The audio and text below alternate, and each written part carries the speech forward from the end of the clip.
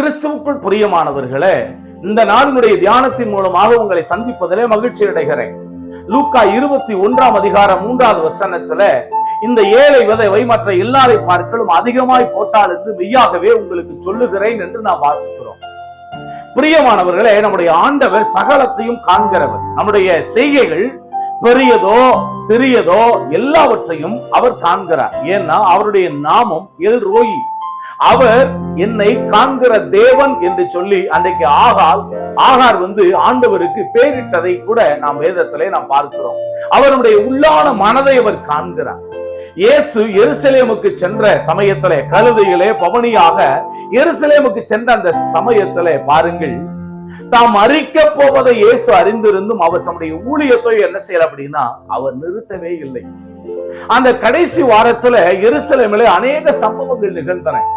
அதில் ஒன்றுதான் காணிக்கைப்பட்டி அருகே நடந்தத ஒரு சம்பவம். பாருங்கள், பெரிய பணக்காரர்கள் வரிசைகளை காணிக்கைப்பட்டியிலே காணிக்கையை போட்டதை கண்ட இயேசு ஒரு ஏழை விதவையும் அங்கே 2 காசை போடுகிறதை அங்கே பார்க்கிறார். அவர் பாருங்க, அவள் போட்டதோ 2 காசு தான். ஆனால் இயேசுவோ அந்த ஏழை விதவை மற்ற எல்லாரை பார்க்கலும் அதிகமாக போட்டாள் என்று சொல்லி அவளுடைய செய்கையை, அவளுடைய காணிக்கையை மெச்சினார் என்று லூக்கா தன்னுடைய சுவிசேஷத்திலே எழுதுகிறார். இந்த சம்பவத்திலே நாம் முக்கியமாக 3 விஷயங்களை நாம் கவனிக்க வேண்டும்.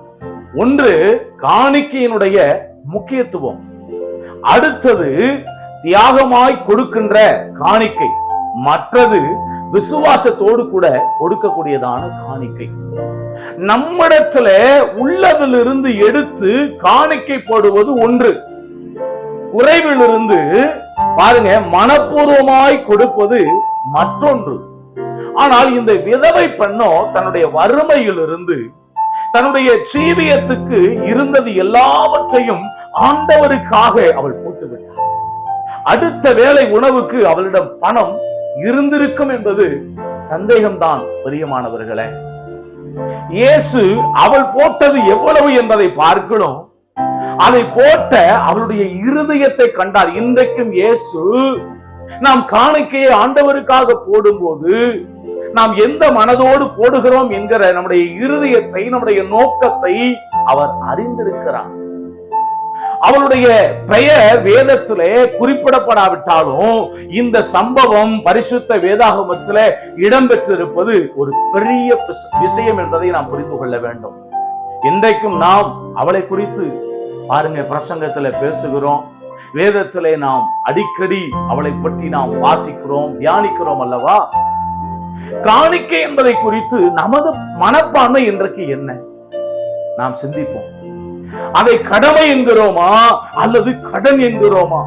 புதிய ஏற்பாட்டு கிறிஸ்தவர்களாகிய நாம மனப்பூர்வமா, மனரம்மியமா, குறைவிலிருந்து தேவ ஊழியத்திற்கென்று கொடுக்க வேண்டியவர்கள்.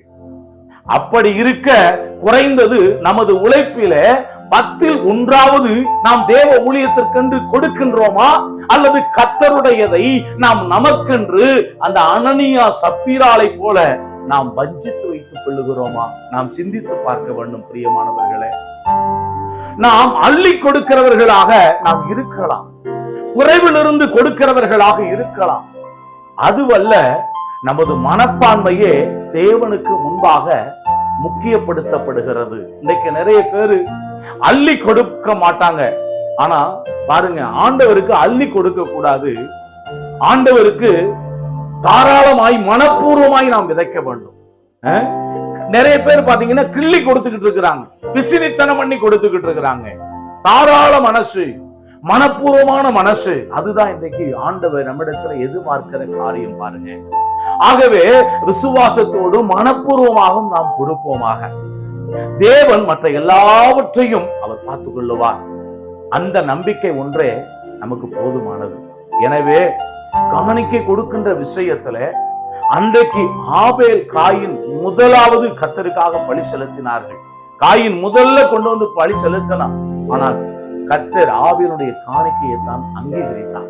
அதுபோல இன்றைக்கு நம்முடைய காணிக்கைகள் அங்கீகரிக்கப்படும்படிக்கு மனப்பூர்வமாக, உற்சாகமாக நான் கர்த்தருக்கு கொடுப்பேன் என்றால் அவர் திரும்ப எனக்கு அதை பல மடங்காக அவர் எனக்கு திருப்பி கொடுப்பார் என்கிற நம்பிக்கையோடு கூட நாம் விதைப்போம் என்றால் நிச்சயமாக தேவனிடத்திலிருந்து ஆவிக்குரிய மற்றும் பொருளாதார அறுவடையை நாம் அறுத்துக் கொள்ளுவோம். சந்தேகப்படாம விதைங்க. கர்த்தர் உங்களை நிச்சயமாய்